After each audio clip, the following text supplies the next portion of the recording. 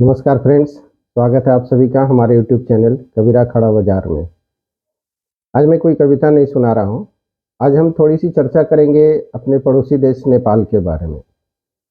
जैसा कि आप सब लोग जानते हैं, आप टीवी में भी देख रहे होंगे, पेपर्स में भी देख रहे होंगे, आसपास के लोगों से सुन रहे होंगे कि नेपाल की जेन जी इन द सेंस की जो न्यू जनरेशन है, जिनका एज करीब 13 से लेकर के 25-26 के आसपास का होता है, उन्होंने वहाँ की सरकार के खिलाफ बहुत बड़ा आंदोलन कर दिया और हालात यहाँ तक बन गए कि 24 घंटे के अंदर अंदर में वहाँ की सरकार गिर गई। राजनेताओं को, वहाँ के जो भी राजनेता थे, उनको दौड़ा दौड़ा करके पीटा गया, आगजनी भी हुई। अरबों रुपए का नुकसान हुआ नेपाल को इस घटना में। कुछ लोग कह रहे हैं कि कोई गुरंग करके हैं जिन्होंने 24 घंटे में सरकार गिरा दी। देखिए, कोई भी इतना बड़ा आंदोलन एक दिन में शुरू नहीं होता और एक दिन में उसका रिजल्ट नहीं आ जाता। ये समस्या बहुत दिनों से चल रही थी नेपाल में। असली मुद्दा जो था वो था भ्रष्टाचार का। भ्रष्टाचार नेपाल में चरम सीमा पर पहुंच गई थी और वहाँ के जो भी राजनेता बोले या बड़े बड़े अधिकारियों के मतलब जो भी बेटे बेटियां थी, वो अय्याशी कर रहे थे और उसका दिखावा भी कर रहे थे। तो ये जो जेन जी थी, नई जनरेशन, उनको ये सब चीज़ें दिख रही थी और ये अंदर ही अंदर सुलग रहा था बहुत दिनों से। और फिर ये भड़क करके एक बड़ा रूप ले लिया और जिसका कि नुकसान नेपाल को उठाना पड़ा। वहाँ के जो भी मंत्री थे उनको भागना पड़ा, लोगों ने उनको, बच्चों ने उनको पीटा है। सब इस तरह से बहुत सारी घटनाएं हुई जो कि आप टीवी में, न्यूज में देख सकते हैं। लेकिन इसका कहीं ना कहीं फ्यूचर में रिजल्ट, नुकसान नई जनरेशन को भरना पड़ेगा। अगर वहाँ की सरकार प्रॉपर सही तरीके से ध्यान नहीं देती है तो इसका नुकसान वहाँ की न्यू जनरेशन को ही होने वाला है। अब मैं आपको एक चीज़ बताता हूँ। हम थोड़े से अपने देश में लौटते हैं। आपको याद होगा, इंदिरा जी के इमरजेंसी के बाद जेपी आंदोलन चला था, जिसकी शुरुआत बिहार में जयप्रकाश नारायण ने की थी। तो उसमें जो भी विद्यार्थी थे, स्टूडेंट्स थे, चाहे स्कूल के हों, कॉलेज के हों या महाविद्यालय जो भी बोलते हैं, यूनिवर्सिटीज़ के, तो उन्होंने जोर शोर से हिस्सा लिया और वही मुख्य सूत्रधार थे जेपी आंदोलन के। इस वजह से क्या हुआ, बच्चों में एक अलग तरह की जोश आ गई और एक हिम्मत आ गया। रिजल्ट क्या हुआ कि जेपी आंदोलन भी सक्सेसफुल हुआ। इंदिरा जी मतलब हार गई, सरकारें बदल गई। लेकिन इसके बाद क्या हुआ, इसके बाद का जो नुकसान है ना, बिहार को बहुत लंबे समय तक झेलना पड़ा। अब जो बच्चों में इतनी हिम्मत आ गई थी कि वो शिक्षकों से डरना बंद कर दिए थे। इसके परिणाम स्वरूप क्या हुआ कि बिहार में बहुत सालों तक बच्चे, स्कूल्स हों, कॉलेजेज हों, किताब खोल करके एग्जाम देते थे। तो जब किताब खोल करके एग्जाम देना है तो बच्चों ने पढ़ाई से थोड़ा सा धीरे धीरे धीरे किनारा करना कर दिया और इसका रिजल्ट क्या हुआ कि वहाँ की शिक्षा स्तर बहुत ही गिर गई। इन द सेंस कि बच्चे ग्रेजुएट तो हो रहे थे लेकिन उनके अंदर में क्वालिटी नहीं थी। एक ग्रेजुएट किए हुए लड़के से भी अगर आप बोल दो कि आप इंग्लिश में एप्लीकेशन लिख दो तो उनके लिए मुश्किल हो जाती थी। ये सब चीज़ें मेरी देखी हुई है, मेरी समझी हुई है, कि मैं खुद बिहार से बिलोंग करता हूँ। तो मेरा कहने का मतलब ये है कि वो जो चीज़ हुई थी वो नेपाल के साथ ना हो जाए, क्योंकि उसका भुक्तभोगी बिहार अभी भी है। मैंने, आज तो नहीं कहूँगा, 20-25 साल पहले मैंने ये देखा है कि जब बोर्ड्स के एग्जाम होते थे तो इतनी पुलिस बल खड़ी रहती थी जैसे कोई युद्ध होने वाला है, सिर्फ वो परीक्षा में होने वाली चोरी को रोकने के लिए। फिर भी चोरियां होती थी।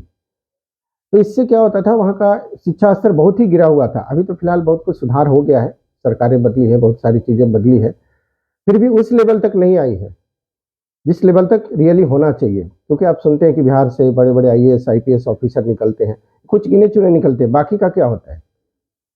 बाकी किधर काम के लिए जाते हैं तो उनका ग्रेजुएशन भी उनके किसी काम के नहीं आता है।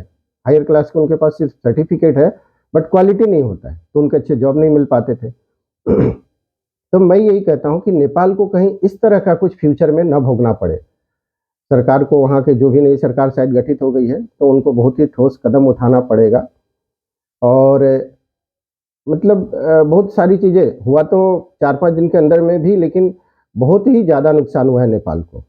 आप सभी लोग देख रहे होंगे, जान रहे होंगे। तो अब हम आते हैं थोड़ा सा अपने देश के ऊपर में। और ये जो भी कुछ हुआ नेपाल में, उसका एक ही केंद्र बिंदु जो बोलते हैं, केंद्र बिंदु क्या है? भ्रष्टाचार।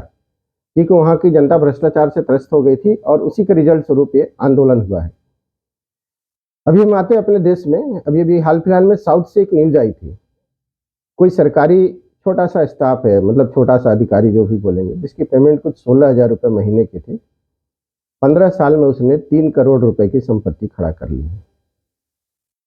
पता नहीं कुछ कहाँ पर इन्वेस्टमेंट कर दिया यार, हमको भी बता दो, हम भी थोड़ा लाख 2 लाख डाल करके कुछ अरबों रुपए कमा लेंगे। दूसरा एक न्यूज आया था, कोई इंजीनियर है, उसके घर में इतने पैसे मिले कि गिनने के लिए शायद 5-6 मशीनें लगानी पड़ी नोट्स के गिनने के लिए। इसी तो मुझे ये कहना था कि अगर ये लोग, जो भी कॉन्ट्रैक्टर इंजीनियर को अगर इतना पैसा दे रहा है, तो फिर वो राजनेताओं को कितना देता होगा। इसलिए आपने सुना होगा कुछ कुछ स्टेट्स में पुल गिरते रहते हैं, रीजन नहीं होता है। कॉन्ट्रैक्टर बेचारा करे भी क्या, उसके जो भी पैसे पास होते हैं कि हाँ भाई इतने में ब्रिज बनाना है, उसका आधे से ज़्यादा पैसा तो उसको बांटने में चला जाता है, तो बेचारा करेगा क्या। तो एंड ऑफ द डे भ्रष्टाचार, भ्रष्टाचार हमारे भी देश में है, इसमें कोई डाउट नहीं है। आप किसी भी स्टेट में रहते हो, कहीं भी रहते हो, कोई भी सरकारी काम करवाने जाइए, अंडर द टेबल आपको पैसे देने हैं। और वो अंडर द टेबल जो होता है, वो जो मतलब मेन पैसा है जो सरकार को भरना है, उससे कई गुना होता है अंडर द टेबल का पैसा। तो मेरा एक ही रिक्वेस्ट है, जो भी हमारे देश के राजनेता या अधिकारी हैं, कि भाई भ्रष्टाचार से दूर रहिए और आम जनता की तरफ थोड़ा ध्यान दीजिए। ऐसे हमारे देश में मोदी जी की सरकार ने बहुत ही अच्छा काम किया है, सब कुछ ठीक ठाक चल रहा है, लेकिन मोदी जी घर घर जाके थोड़ी देखेंगे कि कौन क्या कर रहा है। जो गलत हो रहा है वो तो आसपास के लोगों को झलकता ही है, क्योंकि जो भी गलती से पैसा कमाता है ना, वो भले दिखावा ना करे, लेकिन उसके परिवार, उसके बच्चे, उसकी पत्नी, लोग दिखावा तो करते ही हैं, और ये आम जनता से छुपा रहता नहीं है। अगर कोई एक आदमी फॉर्च्यूनर में घूम रहा है, डिफेंडर में घूम रहा है, तो लोग अनुमान तो करते ही है ना कि भाई अगर ये बिजनेसमैन नहीं है, एक अधिकारी है या कुछ भी है, तो इसको इतना पैसा कहाँ से आ रहा है, तो लोग समझते ही हैं।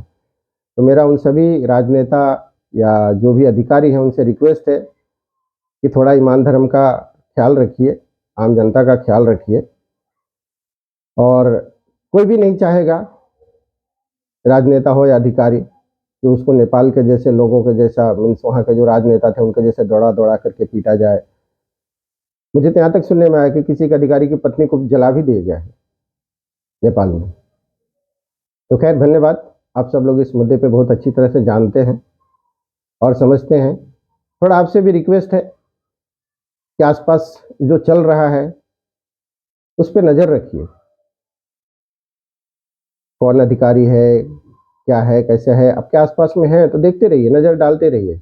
अगर कुछ भ्रष्टाचार का मुद्दा दिखता है तो सरकार ने उसके लिए बहुत सी हेल्पलाइन नंबर दे रखे हैं, ज़रूर उस पर कंप्लेन करिए, क्योंकि हम आप अगर चुप बैठेंगे तो ये जो भी भ्रष्टाचार चल रहा है ये चलता ही रहेगा। इसलिए मेरा हर किसी से रिक्वेस्ट है कि अगर कहीं भी लगता है कि कोई भी अधिकारी या राजनेता कुछ भ्रष्टाचार कर रहा है तो ज़रूर आवाज़ उठाइए। वैसे नेपाल में जो हुआ मुझे तो लगता है कि बहुत ही अच्छा हुआ, इतना बड़ा बदलाव तो बहुत ही ज़रूरी था। एक ऐसे ही बड़े बदलाव की ज़रूरत थी लालू राज में, जब बिहार में लालू राज चल रहा था। आप विश्वास नहीं कर सकते हैं, आप स्टडी करिए, आपको पता चलेगा कि क्या हालत थी उस समय की। मैं खुद बिहार से हूँ, तो मैं आपको बताया मैंने, तो मैं खुद तो वहाँ जाना ही नहीं पसंद करता था उस समय में, ऐसे सिचुएशन चल रहे थे। तो भ्रष्टाचार पर नज़र रखने की बहुत ही ज़रूरी है, ताकि हमारे न्यू जनरेशन को इसके विरुद्ध में कुछ ना करना पड़े। वो अपने जो भी उनका सोशल लाइफ है, जो स्टडी है, फ्यूचर है, उस पर ध्यान दें। धन्यवाद, मिलेंगे फिर अगले वीडियो में। Thank you.